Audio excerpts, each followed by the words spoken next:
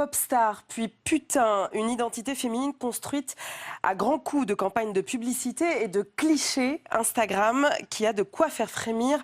Alors, est-ce la destinée des femmes d'aujourd'hui? Je vais poser la question à Mariette Darré-Grand. Bonjour, Bonjour. Bienvenue. Vous êtes sémiologue, écrivain et consultante. Vous avez fondé le cabinet des faits et des signes. Vous avez signé Je te kiffe, je t'aime aux éditions Gallimard en 2017. Et vous travaillez régulièrement pour des marques de parfums et de cosmétiques, notamment pour le groupe LVMH. Et vous travaillez donc sur ces questions de marketing en tant qu'observatrice pour analyser ces campagnes de communication. Peut-être un mot, Mariette Darré-Grand, sur ce film. Qu'est-ce que ça vous inspire, cette culture girly, cette planète girl? Alors c'est la planète girly, mais girl power. Je crois que le mot pouvoir est absolument essentiel dans ce qui est en train de se passer.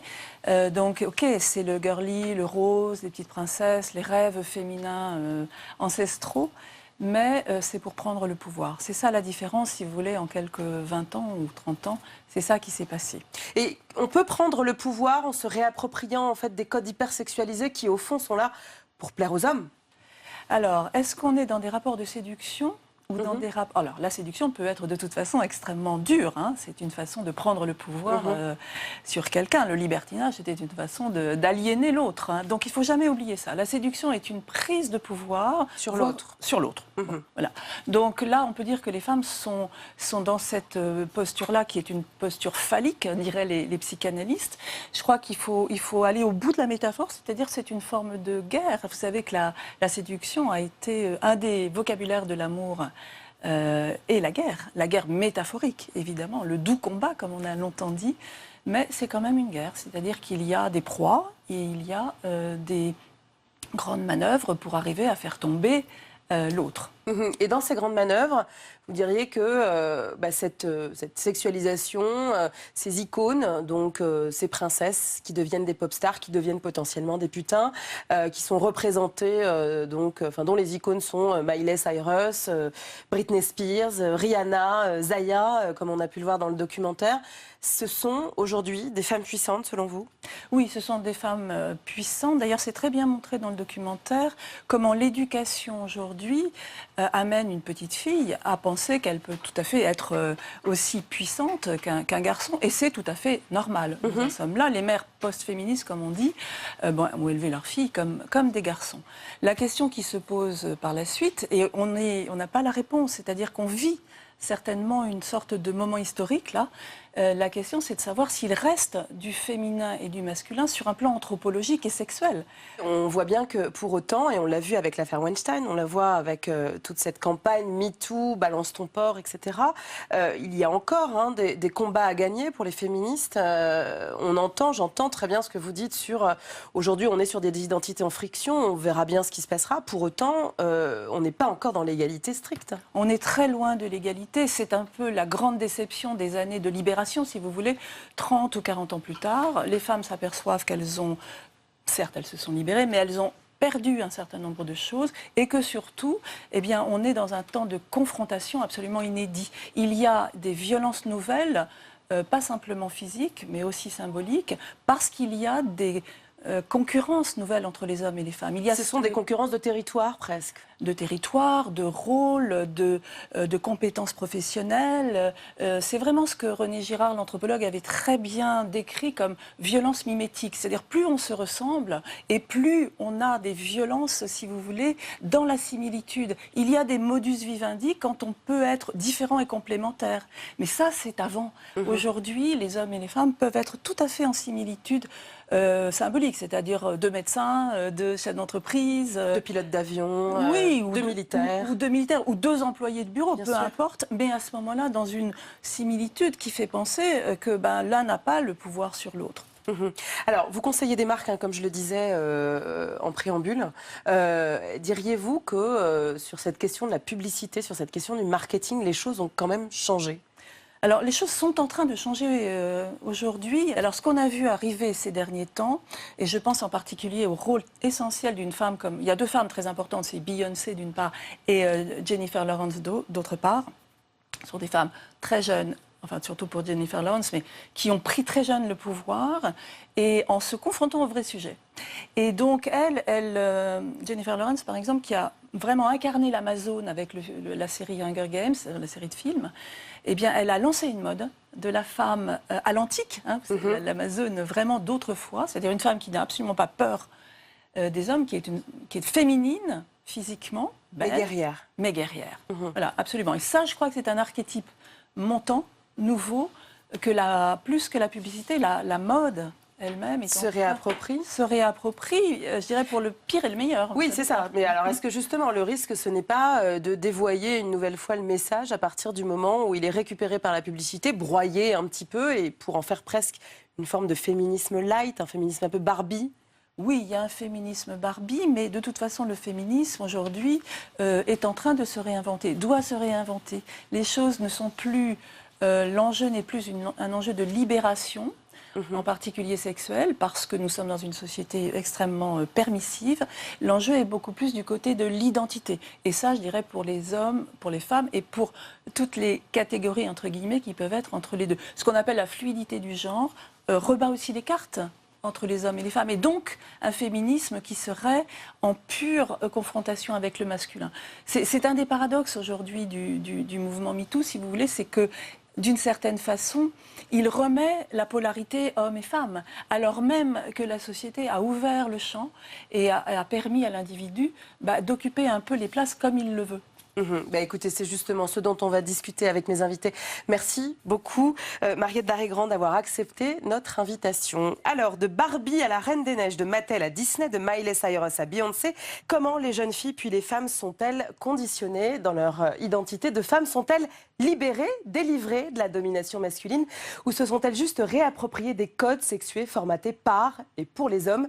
Des codes récupérés et renforcés par le marketing. En somme, qu'est-ce que le féminisme en 2018? Pour en débattre, j'ai le plaisir de recevoir Camille Froidevaux-Métairie. Bonjour. Bonjour. Vous êtes philosophe et professeur de sciences politiques à l'Université de Reims et à Sciences Po Paris. Et vous avez signé La Révolution du féminin. C'est aux éditions Gallimard en 2015. Bienvenue à vous. Peggy Sastre, bonjour. Vous êtes journaliste et essayiste, auteur de Comment l'amour empoisonne les femmes. C'était aux éditions Anne Carrière il y a quelques semaines, je crois. Et un livre qui a fait grand bruit à l'époque pour son titre, La domination masculine n'existe pas, c'était en 2015.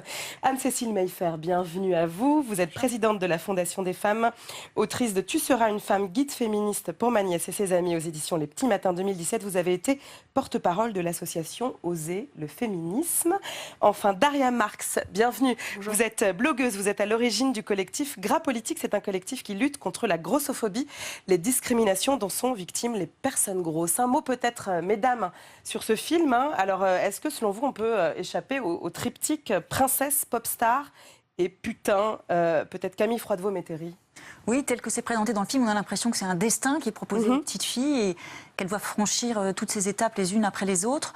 Moi, j'ai envie aussi de leur faire davantage confiance que ne le montre le film, c'est-à-dire que je suis toujours très frappée de la façon dont on postule a priori, disons, l'imprégnation, l'influence, quasiment la soumission des filles et des femmes aux diktats sociaux, aux diktats commerciaux. Il y a des modèles, il y a des normes très pesantes, mais il y a aussi des façons très personnelles de se les approprier, de les détourner. Dans le film, on voit une petite fille jouant au Barbie qui a une façon absolument hallucinante de se jouer un peu des codes et en quelque sorte de libérer, d'affranchir sa Barbie. Donc je crois que tout en prenant conscience de l'immensité et du poids très lourd de ces injonctions et de ces diktats, continuons de leur faire confiance et peut-être aidons-les, accompagnons-les dans ce cheminement pas facile. Anne-Cécile Mayfair, est-ce que aussi les réseaux sociaux sont passés par là? Instagram, Snapchat, Facebook? Oui, ça permet, les réseaux sociaux, ils vont permettre de faire émerger des paroles peut-être différentes, des paroles critiques, parce que je pense que c'est une des choses les plus essentielles aujourd'hui. On ne peut pas tout d'un coup révolutionner toutes ces représentations-là parce qu'elles sont beaucoup trop ancrées. Par contre, ce qu'on peut faire déjà, c'est pouvoir les critiquer, pouvoir montrer qu'en réalité, ces représentations, elles sont issues d'un rapport de domination des hommes sur les femmes, et donc de pouvoir aussi aider les femmes à avoir une lecture critique, les femmes et les hommes, à avoir une lecture critique de ces injonctions qu'on leur propose. Peggy Sastre, pourquoi est-ce que ces injonctions sont encore tellement ancrées? Moi, j'aimerais revenir au début du documentaire. Il y a une phrase qui m'a assez marquée, c'est en voix off qui dit aucune étude ne montre qu'il y a des effets délétères, en gros, au fait de jouer à des jeux très sexués, etc. Mais quand même, en fait, le documentaire part du principe que c'est quand même dangereux et qu'il faut quand même, ou qu'il y a un problème. Et au lieu de voir la domination masculine, moi, dans ce documentaire, je vois beaucoup la compétition et la concurrence entre filles. Et moi, ça m'a sauté aux yeux, quoi. Est-ce que c'est pas un pendant de la domination masculine? Non, pas du tout, c'est autre chose. Enfin, comment dire, c'est un pendant.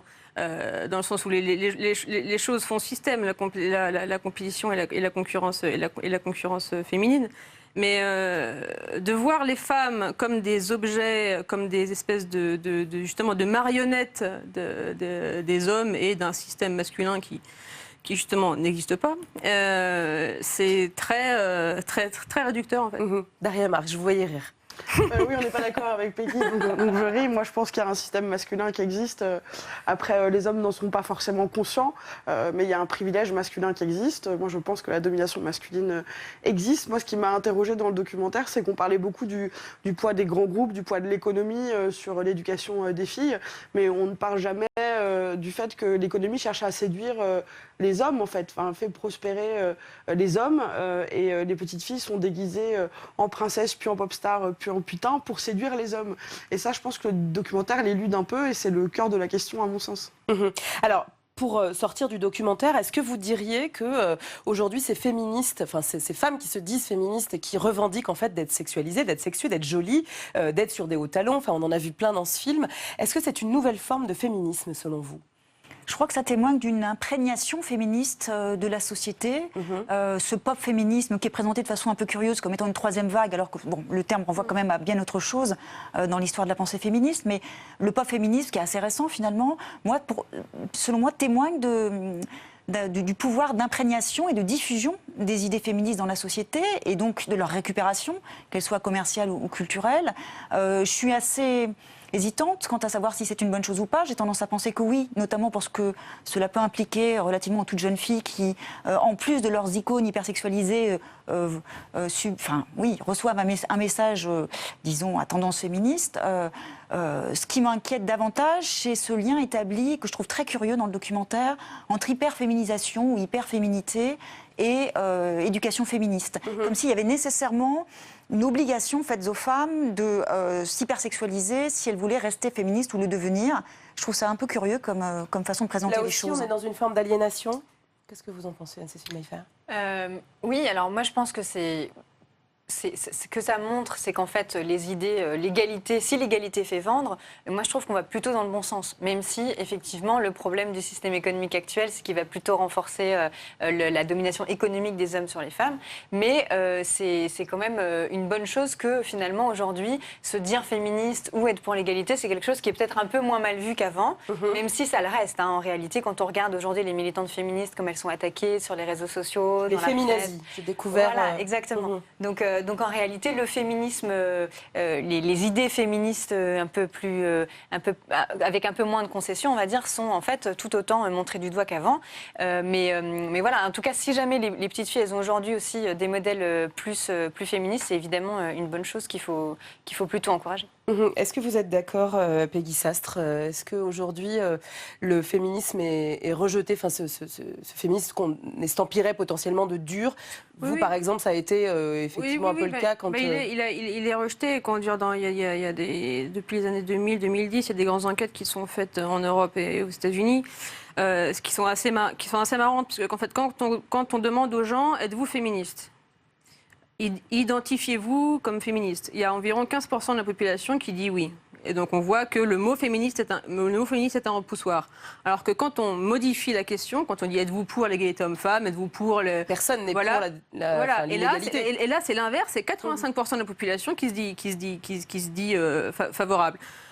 Alors pourquoi il est stigmatisant ce terme ? Ça a changé quand même chez les jeunes générations. Non, c'est l'inverse. En 2011, un sondage Grazia montrait qu'il y avait chez les 18-25, je crois, c'est Grazia et Opinionway, un truc comme ça, montrait qu'il y avait 60% des 18-25 ans, je crois, qui se disaient... Non, mais moi je parle de grandes enquêtes européennes au niveau des institutions européennes. Il est stigmatisant, il est stigmatisant parce que à l'échelle de l'histoire du féminisme, ce terme est associé quasi immédiatement à la deuxième vague des années 60-70 et au sein de cette deuxième vague, qui était très diverse, au féminisme radical, notamment américain, qui était un féminisme de combat, un féminisme qui faisait de l'hétéronormativité un peu le cœur de la lutte et qui donc associait le combat pour l'égalité entre les sexes à une forme de rejet d'une société androcentrée, et avec ce que ça pouvait comporter aussi de détestation de la gente masculine pour certaines d'entre elles qui associaient des projets un peu utopiques de société sans femmes. Qui se battaient juste pour le droit de vote. Les suffragettes faisaient des attentats. Oui, elles ont lacéré je ne pense pas que ce soit les suffragettes qui aient imprégné le féminisme de cette négativité auquel le terme est aujourd'hui associé. Je pense que c'est davantage... Ce sont ces femmes qui détestent les hommes, en fait, aujourd'hui. Exactement. Encore aujourd'hui, c'est encore imprégné, on est encore là-dedans. Ah, complètement. Les féministes sont toutes des lesbiennes qui détestent les hommes. Enfin, c'est un peu ça qu'on nous renvoie en permanence sur les réseaux sociaux.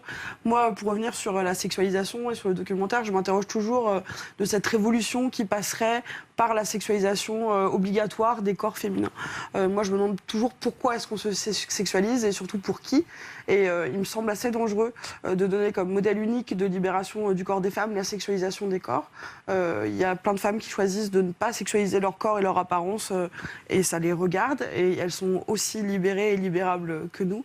Et je trouve que le prérequis de la sexualisation du corps pour arriver en féminisme est très dangereux. Alors justement, vous vous souvenez certainement 2011, lors des Billboard Music Awards, c'est peu dire que Beyoncé a frappé fort. Le début de son message était simple: les filles, la révolution a commencé. On écoute. Men have been given the chance to rule the world. But ladies, our revolution has begun. Let's build a nation. Women everywhere. Run the world. Girls. Hey. Oh. Sing it. Who run this mother?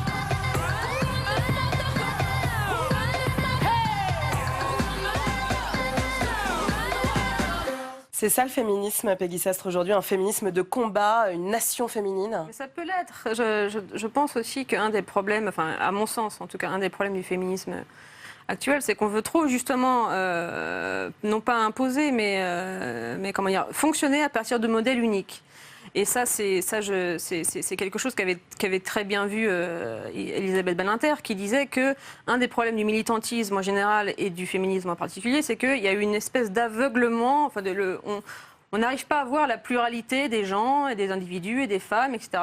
C'est marrant parce que je me suis rappelé, enfin, j'aime beaucoup Beyoncé, j'avais regardé ce truc-là en boucle, et je commençais à travailler sur la domination masculine n'existe pas, et je commençais à travailler sur justement un des points morts en fait du féminisme actuel, c'est on veut la domination, mais en fait on veut le pouvoir. On veut les postes de pouvoir, mais ce qu'on voit pas souvent, c'est que la domination masculine aussi, c'est aussi 95% des morts au travail qui sont des hommes. Donc si vous voulez en fait en général, ceux qui meurent au travail ne sont pas les hommes qui sont en haut de l'échelle. Oui, justement. Mais comment dire, le pouvoir masculin, comment dire, l'organisation de nos sociétés autour du masculin, c'est deux pôles en fait. C'est en gros 5% des hommes qui ont le pouvoir, qui sont PDG, qui sont milliardaires et tout, mais l'énorme majorité qui sont beaucoup plus miséreux que les femmes. Et je ne sais pas si Beyoncé a conscience de ça et serait prête à l'accepter. Alors c'est quoi ce féminisme avec Beyoncé en tête de gondole? Moi, ce que je trouve particulièrement réjouissant aussi, c'est que Beyoncé, elle subit une double discrimination, celui d'être femme et celui d'être noire. Et le fait qu'elle soit un peu l'icône du féminisme, alors un féminisme pop certes, mais je trouve ça particulièrement réjouissant. Alors c'est sûr que voilà, elle le fait à sa manière aussi. C'est une star américaine. Elle a pas forcément, effectivement, elle est plutôt dans un rapport assez sexualisé. Elle est elle est à la fois vraiment dans les codes de beauté aussi, un certain nombre de codes de beauté, etc. Donc elle remet en question des choses, elle remet pas tout en question. Mais par contre, le fait de vouloir affirmer on veut le pouvoir, ça je trouve ça très fort parce qu'effectivement la domination masculine c'est quoi? C'est d'abord et avant tout pouvoir pour les hommes en fait se réserver ce pouvoir et l'intrusion des femmes dans ce pouvoir-là, ou le fait de vouloir affirmer je veux le pouvoir. Une femme qui dit ça, c'est extrêmement subversif en fait encore aujourd'hui. Donc elle dit ça et encourage les femmes à le dire. C'est ça qui est révolutionnaire et qui est subversif. subversif et qui est très intéressant. Oui, Camille, moi, tu as je trouve bien qu'elle ne fait que le dire, c'est ça le problème. Moi, ce féminisme, c'est un féminisme pour moi vraiment très superficiel. C'est un féminisme performatif qui s'imagine qu'en hurlant girl power, tout d'un coup, les femmes vont Elle est quand même se milliardaire, dire. déjà Non, marche mais quand ça, même, mais- voilà. Mais ce que je trouve Mais elle est pas vraiment quand même stigmatisée, non. choquant, c'est aussi cette façon de prendre le problème. Évidemment, par le c'est haut. pas d'autres types de personnalités plus militantes ou plus. Elle n'est pas intellectuelle, elle est chanteuse. Mais je trouve qu'avec l'aura qu'elle a, le pouvoir qu'elle a, le fait de pouvoir parler à autant de jeunes femmes dans le monde. Pour leur le dire fait quoi, qu'elles de prendre le puissent- pouvoir, je trouve ça un peu Mais curieux en fait, comme ça- programme. ça- C'est-à-dire que Disons que déjà c'est très subversif parce qu'en fait, c'est dire avant, on avait plutôt des chansons. Enfin, avant, mais c'est il suffit de pas regarder complètement 20 ou 30 ans en subversif, arrière. elle est c'était mainstream, plus libre. Beyoncé. Les ambitions des femmes, c'était j'espère que tu vas m'aimer un jour. Mais alors, est-ce que c'est pas mainstream? Je rebondis sur ce que vous disiez, Peggy Sestre, à l'instant. Est-ce que c'est pas devenu mainstream quand on est artiste aujourd'hui en J'entends France ou Beyoncé aux États-Unis, discriminer. enfin, partout dans le monde, de se dire féministe? Moi, il y a quelqu'un dont on parle dans le documentaire, c'est Nicki Minaj. Et si vous vous souvenez du clip Anaconda de Nicki Minaj, où elle est extrêmement sexualisée, et la chanson parle quand même de sexe, et elle s'est pris une déferlante de haine particulièrement grande, parce qu'elle est noire, parce qu'elle se sexualise en tant que femme féministe noire. Et Alors, pour être clair, ça, c'est ce qu'on appelle l'intersectionnalité, c'est-à-dire quand on est à l'intersection de plusieurs discriminations. Hein. oui, et je pense qu'on ne peut pas comparer ce que font Beyoncé et plutôt Nicki Minaj qui va... Pourtant, elle est noire aussi, Beyoncé. mais oui, mais Beyoncé est très très milliardaire, extrêmement connue. Ou Maria Lisa Carey- Monet en France, hein, ce que Lisa Monet s'est Lisa pris Monet. à ses débuts, c'était parce que justement on arrivait à une femme qui faisait dans le rap en fait ce que les hommes font depuis 30 ans. Et elle s'en est pris.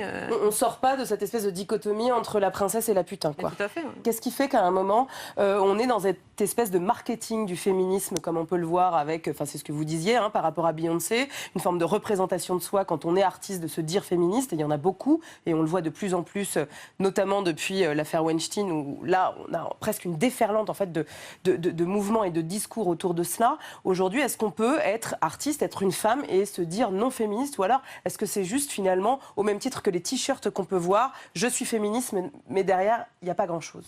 je crois que ça dit quelque chose de la dimension irrésistible de la dynamique d'émancipation. Oui. C'est-à-dire qu'il y a quelque chose qui est engagé depuis plusieurs décennies, qui avance à plus ou moins grande vitesse, qui rencontre des obstacles parfois, mais qui va quand même dans le bon sens, c'est-à-dire celui de l'égalisation des conditions féminines et masculines, et que du coup, pour à peu près l'entièreté désormais des personnes dans la société, c'est une réalité qu'il faut voir en face, dont on ne voit pas toujours...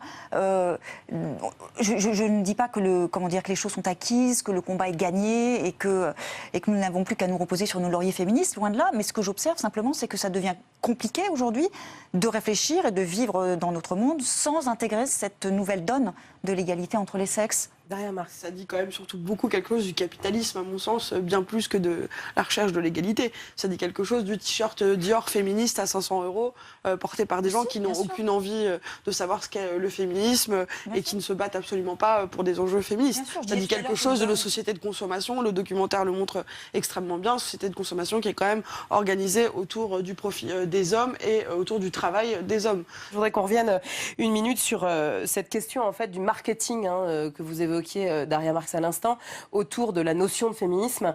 Pourquoi est-ce qu'aujourd'hui, on voyait passer des images de t-shirts et vous parliez de celui de Dior à 550 €. Comment se fait-il qu'aujourd'hui on ait pu tomber en fait dans cet excès qui est la récupération du discours féministe par des têtes de gondole et par des grandes marques? Plus on aura des discours positifs sur le féminisme et l'égalité, plus ça donnera aussi envie d'aller lire, d'aller découvrir et d'aller se forger une opinion par soi-même sur ce qu'est-ce que c'est l'égalité et le féminisme. Et je ne pense pas que c'est ces t-shirts-là et ces discours-là qui font du mal aux femmes. Je pense que c'est plutôt le fait qu'aujourd'hui, en réalité, quand on regarde le marketing, on est dans l'hyper rose pour les filles, l'hyper bleu pour les garçons et beaucoup plus qu'il y Marketing de a genre. 30 ans, 40 ans, 50 ans. On va vers une différenciation entre filles et garçons qui est de plus en plus forte quand on regarde les publicités pour les jouets, par exemple. Dans les années 70, 70, on avait une petite fille en salopette qui construisait des Legos et en fait elle avait une salopette en jean et elle avait des logos de toutes les couleurs. Et aujourd'hui on a des Legos pour filles, des Legos pour garçons. Et ça par exemple, on va vers parce que ça fait vendre 2 fois des jouets dans une même famille, parce que la petite fille elle va pas jouer avec les jouets du petit frère. Et donc en fait on est sur, donc c'est financièrement c'est intéressant pour les entreprises de faire des vélos roses et des vélos bleus et pas des vélos oranges. Donc ça pour moi ça me paraît quand même plus compliqué, enfin plus délicat et plus néfaste on va dire que le fait qu'aujourd'hui l'égalité et le féminisme fassent vendre. C'est une bonne nouvelle si ça fait vendre. Je voudrais, si je peux me permettre, juste déplacer un petit peu, parce que dans le documentaire, il y a cette dimension du marketing qui est assez importante, mais ce qui me paraît plus intéressant, c'est ce que ça dit de la question du corps des femmes. Et ça, c'est vraiment, je crois, le moment où nous sommes de la pensée et de la lutte féministe, c'est un moment que je qualifie de corporel et même de génital. On a qualifié l'affaire Weinstein d'explosion sortie de nulle part, comme si soudainement les femmes s'étaient réappropriées, c'est une expression qu'on entend souvent, leur corps. Je crois que c'est un peu une erreur de perspective, parce que ça fait quelques années déjà que les féministes réfléchissent et luttent sur ces questions corporelles, et notamment qui ont trait à la génitalité féminine. Ça a commencé avec la revendication de la baisse de la TVA sur les protections hygiéniques, les campagnes autour de l'endométriose, tout ce qui a trait à la coupe menstruelle, la modélisation en 3D du clito. Enfin, on peut faire une liste très très longue. C'est-à-dire qu'en fait, ça fait 5-6 ans que les féministes ont investi ces questions corporelles jusqu'au plus intime du corps des femmes, et que je crois qu'il se joue là quelque chose vraiment de très important. Moi, je parle de tournant génital de la pensée féministe et de la pensée de la lutte féministe, et je crois qu'on gagnerait à essayer d'y réfléchir et à comprendre ce qui s'y passe. Moi, je me faisais la réflexion en regardant le documentaire, c'est que moi, j'ai jamais rêvé d'être une princesse, parce que j'étais une petite fille grosse et que je savais que les princesses n'étaient pas grosses. Donc ce marketing-là, il n'était même pas orienté vers moi, et donc j'ai jamais joué à être une princesse, j'ai jamais voulu être une princesse. Donc est-ce que c'est bien? Quelque part oui, ça m'a évité peut-être de tomber dans l'idéal de la princesse qu'on viendrait sauver, mais en même temps j'ai été très vite exclue en fait de cette féminité marketée, et c'est pour ça qu'avec Gras Politique on essaye de faire œuvre de représentation de tous les corps, qu'ils soient gros, qu'ils soient pas gros, qu'ils soient correspondant à un idéal féminin ou pas. Je pense qu'on est à un moment du féminisme où il faut que la diversité des corps soit représentée. Mais justement, on pense au body positive, hein, donc qui est ce moment où on s'est dit que tous les corps pouvaient être montrés, que cette idée qu'on doit être fier de son corps. Alors on pense à Beth Dido, hein, donc l'ex-chanteuse de Gossip, du groupe Gossip, qui a permis aussi de faire changer ce regard un petit peu sur les personnes grosses. On l'a vu faire des unes de magazines, on l'a vu faire les Fashion Week, etc., des défilés. On pense également à Jess Baker, qui est une blogueuse américaine qui a un Instagram qui est extrêmement suivi. Alors là-dedans aussi, on a quand même fait des progrès. Alors, ou est-ce que c'est juste... On a fait des progrès dans la représentation. Maintenant, en France, moi, je suis toujours très mal reçue quand je vais chez le médecin. Je suis toujours discriminée quand je cherche un travail. Je suis toujours ennuyée dans ma vie quotidienne par le mobilier urbain, par les politiques de transport, etc. Donc, on s'est amélioré dans la représentation. Les grosses personnes peuvent maintenant se vêtir plus facilement qu'il y a 20 ans. Oui, d'accord. Une fois qu'on a dit ça, on est quand même dans un monde qui est extrêmement violent.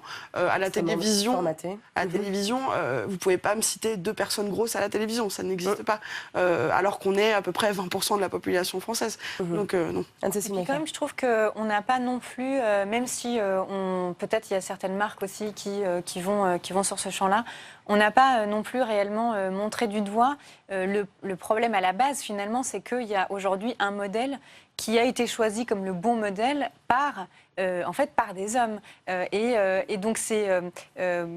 même si on représente plus de diversité dans les corps, en réalité, on leur demande de plaire toujours aux hommes. C'est-à-dire que et le modèle, ça reste une jeune fille blanche, je suis pas dans la mince, norme, mais je veux être sexy. Et donc, en fait, c'est cette question-là de finalement, tu veux être sexy pour toi ou tu veux être sexy pour qui? Et je pense que là, il y a quelque chose quand même qui est quand même intéressant à creuser. En plus de varier la diversité, parce qu'il faut absolument le faire, je pense qu'il faut aussi qu'en s'interrogeant sur à qui est-ce qu'on veut plaire finalement, ça nous permettra aussi, à mon sens, de nous libérer de ces injonctions. Oui, non, je ne suis pas d'accord avec cette interprétation qui est assez largement partagée, c'est vrai, dans le champ féministe, qui assimile systématiquement le souci que les femmes ont de leur apparence avec l'aliénation. Une fois encore, il s'agit de leur faire confiance en termes de capacité de réflexion, c'est-à-dire se réfléchir dans le miroir. Oui, une femme, tous les matins, fait attention à l'image qu'elle projette, parce que ça fait des siècles qu'elle est regardée quand elle sort dans le monde. Je ne suis pas d'accord non plus. Vous avez le droit, on est là pour débattre. Non, mais il y a aussi encore tout un champ qui est nié, qui est ignoré et qui est souvent, par certaines féministes, même considéré comme l'ennemi, c'est la biologie. Nous sommes des mammifères, nous sommes des êtres vivants, nous sommes régis par les mêmes lois que, en gros, qui ont commencé à être décryptées et comprises par Darwin et ses successeurs. Et dans ces lois, il y a la sélection sexuelle. Et la sélection sexuelle, c'est réciproque. C'est-à-dire que si, effectivement, que les femmes s'auto-modèlent pour plaire aux hommes. Mais les hommes aussi s'auto-modèlent pour plaire aux femmes. C'est juste que ce n'est pas les autres critères. On est dans l'idée de la reproduction de l'espèce. Voilà, c'est juste que ce n'est pas les autres critères. Et je veux dire, aujourd'hui en France, dans le monde, dans tous les pays, un mec qui est moche, qui est petit, qui est gros, qui est pauvre... Eh ben, il aura moins de chances de... C'est la sélection naturelle, selon vous. Il aura moins de chances de... On est dans la sélection naturelle, c'est ça. Sur l'argument de la nature, vraiment, là, je m'inscris totalement en faux, parce que certes, nous sommes effectivement des animaux comme les autres. Il n'empêche que nous sommes des animaux si particuliers qu'en fait, il n'y a aucune autre espèce animale qui tue ses femelles. C'est faux, c'est qui complètement viole faux. ses femelles. Bien sûr que si, qui tue ses femelles. Oui, c'est complètement faux. C'est complètement faux. C'est Françoise Héritier qui le... Oui, Françoise Héritier, je suis bien placée pour savoir qu'elle a dit beaucoup de choses fausses. D'accord. Bon, écoutez, alors ça là-dessus, je pense qu'on va pas réussir à vous mettre d'accord. Beaucoup de combats ont été menés. Les féministes ont gagné des batailles. Hein. On pense donc à l'accès aux droits, on pense à la pilule, on pense à l'avortement. Alors à l'heure de MeToo, de l'affaire Weinstein, aujourd'hui, en 2018, quels sont les combats encore à mener? Est-ce que c'est les combats justement sur ces questions de corps? Où est-ce qu'on en est? Daria Marx. Oui, il y a un combat sur la question du corps et la liberté du corps des femmes, ça c'est sûr. Là, les questions d'égalité salariale, des femmes dans les conseils, les combats doivent continuer. Du CAC 40, c'est... On n'est toujours pas à l'égalité salariale, ce qui est aberrant. Donc effectivement, il faudrait attendre 2186, je crois, l'année 2186. On est dans un processus cumulatif, c'est-à-dire que les combats s'ajoutent les uns aux autres et il y en a certains plus anciens, comme la maîtrise de la contraception. Par exemple, de ce point de vue-là, c'est quand même assez frappant de voir qu'aujourd'hui, une femme qui ne veut pas d'enfant ou qui n'en veut plus a toutes les peines du monde à recourir à la stérilisation, par exemple, qui est pourtant remboursée par la sécurité sociale. Voilà, donc c'est un combat ancien, mais qui trouve aujourd'hui une actualisation particulière. Et puis il y a les combats les plus récents, ceux que j'évoquais tout à l'heure à propos de la génitalité, qui font signe aussi, et c'est important de le dire, vers des combats, j'allais dire, plus positifs. C'est-à-dire que réinvestir la question du corps dans son intimité, notamment, c'est pas seulement... c'est un gros morceau, hein, les violences faites aux femmes et puis toutes les questions que j'évoquais tout à l'heure, c'est aussi pour les femmes le réinvestir de façon positive et penser le corps comme le lieu possible de la liberté conquise, c'est-à-dire comme le lieu possible du plaisir, comme le lieu possible de l'accomplissement, de l'épanouissement, et pas seulement comme le vecteur privilégié de la domination masculine. Il faut tenir les deux bouts. En fait. Alors il y a la question du corps, mais il y a aussi en fait chez d'autres minorités, on parlait d'intersectionnalité tout à l'heure, chez des minorités dites racisées. On pense également aux femmes qui se voilent. La question en fait de l'accès aux droits est encore plus difficile. Qu'en est-il, Anne-Cécile Mayfair, de ces combats-là? Comment se fait-il que le champ justement du combat féministe soit aussi fracturé avec des niches comme ça entre les femmes noires, les femmes voilées et celles qui sont représentées comme étant blanches bourgeoises avec des combats de blanches bourgeoises? Oui, je pense qu'il y a eu, aujourd'hui un véritable, on va dire, réveil militant. Enfin, je ne veux pas dire réveil parce qu'en fait, ça a quand même toujours un peu existé, mais en tout cas, ça prend beaucoup d'ampleur aujourd'hui. Et c'est vraiment bienvenu parce qu'effectivement, on a vite fait d'oublier qu'en fait, on a beau être femme, mais on est quand même blanche. Et donc, en fait, il y a plein de réalités qu'on ne vit pas et qu'il faut aussi laisser la place et la parole et tout le champ aussi à nos autres sœurs qui vivent des discriminations cumulées. Par contre, je pense qu'il y a quand même eu... parfois, on caricature un peu trop vite les combats passés. En réalité, les féministes, quand même, en particulier en France, ont toujours été aussi dans d'autres combats et ont aussi... on n'est pas sur un... Moi, j'ai quand même du mal avec l'idée du féminisme blanc, par exemple. Évidemment, parce que je suis blanche, on me le dira, sûrement on me rétorquera ça. Mais je crois quand même que, par exemple, se battre pour le droit à l'avortement, c'est se battre pour le droit à l'avortement pour toutes. Même même si d'ailleurs il y a des limites un peu avec ce qui s'est passé dans certains endroits de France, dans certains dom-toms. Mais en tout cas, voilà, se battre pour l'avortement, c'est se battre pour toutes. Se battre pour le droit de vote, c'est se battre pour toutes. Il y a des combats universels et exactement, il y a des combats de niche. universels, mais alors des de combats de niche, niche, c'est juste le terme est un vrai, petit peu voilà, il est vrai qu'en fait, si on n'écoute pas et on ne fait pas la place à toutes les femmes, il est clair que de nombreux combats vont être ignorés et ça, c'est un vrai problème. Daria Marx. Je crois qu'il faut qu'on arrête avec le vocabulaire de laisser la place et donner la parole. On n'a pas à laisser la place ou à donner la parole. Les afroféministes, pour parler d'elles, existent depuis très longtemps en France. Il faut juste que nous, les blancs et blanches, on apprenne à fermer nos bouches. On ne sait pas de quoi on parle et qu'on les écoute quand elles parlent. Et ça, c'est la grande leçon que moi, j'ai appris personnellement dans ces années de féminisme. Donc on n'a pas à laisser la place, on a juste à arrêter de parler pour elles. Et ça, c'est première chose. Donc moi, je ne vais pas parler des racisés parce que je ne suis pas racisée, mais je vais parler de la grossophobie. Jamais le féminisme français, blanc et bourgeois ne s'est intéressé à la grossophobie. Jamais, et il ne s'y intéresse toujours pas. Les très grandes associations féministes, comme Oser le féminisme par exemple, se contrecarrent de la grossophobie, qui est pourtant une violence qui est particulièrement faite aux femmes. Donc nous, on n'est pas dans un combat de niche, on est obligé de se battre parce que personne ne s'occupe de nous. Donc c'est pas du combat de niche, c'est du combat essentiel pour des gens dont tout le monde se fout. C'est un tout petit peu différent. Peggy Sastre, quelle est la place des hommes dans ce combat? La place des hommes, j'en sais rien. Pour moi, en tout cas, le combat féministe à mener, c'est pour les droits des personnes prostituées. Et justement, dans les populations de personnes prostituées, on a des femmes, on a des trans, on a des personnes migrantes, on a des personnes racisées, comme on dit, j'aime pas du tout ce terme, mais des noirs, bref, de toutes les origines ethniques qui sont justement stigmatisées, minorisées, discriminées, etc. Et ce qui me rend perplexe, c'est que justement, une grosse partie du, comme on appelle ça, du féminisme dominant, prend la tête des prostituées et les met bien sous l'eau et en leur disant « vous allez bien crever, mais c'est pas grave parce que c'est la stigmatisation de la femme qui a un rapport économique à la sexualité, mais qui n'a justement pas un rapport sentimental. Et ça, c'est un des derniers tabous Et pour moi, c'est l'exemple même du fait qu'on n'écoute pas les concernés. Oui, tout à fait. Les associations comme l'UNI, qui sont abolitionnistes de la prostitution, n'écoutent pas les gens qui sont concernés par la prostitution et décident de leur plaquer leurs idéaux. C'est pour ça qu'il faudrait aussi écouter les hommes. Pour répondre à votre question, quelle est la place des hommes? Moi, je suis toujours frappée de cette propension à les exclure de la discussion, notamment là dans l'affaire MeToo et tout ce qui s'en est suivi. Il s'agit quand même de relations entre les hommes et les femmes, de relations sexuelles, de relations amoureuses éventuellement. De charge mentale, pour reprendre les débats qu'on a eus aussi dernièrement. Le féminisme. Alors, la non-mixité est parfois nécessaire, encore aujourd'hui dans certains combats, mais considérer les combats féministes maintenant indépendamment, ou en tout cas à côté des hommes, je trouve ça un peu contre-productif, voire incohérent. Bon, écoutez, ce sera le mot de la fin. Merci beaucoup, mesdames, de nous avoir éclairés sur cette question. C'était, comme d'habitude, un plateau de femmes pour parler des droits des femmes. Merci à vous. Pour prolonger, donc je rappelle quelques ouvrages. La Révolution du féminin, c'est votre livre, Camille Froidevaux-Métairie, aux éditions Gallimard en 2015. Comment l'amour empoisonne les femmes, Peggy Sastre, c'était aux éditions Anne Carrière en 2018.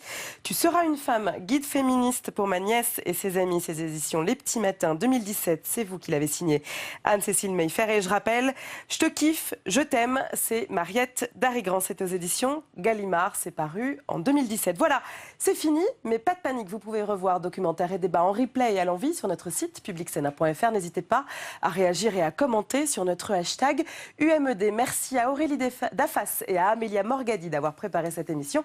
On se retrouve comme d'habitude la semaine prochaine pour interroger notre monde en doc. Très belle semaine à tous. Ciao.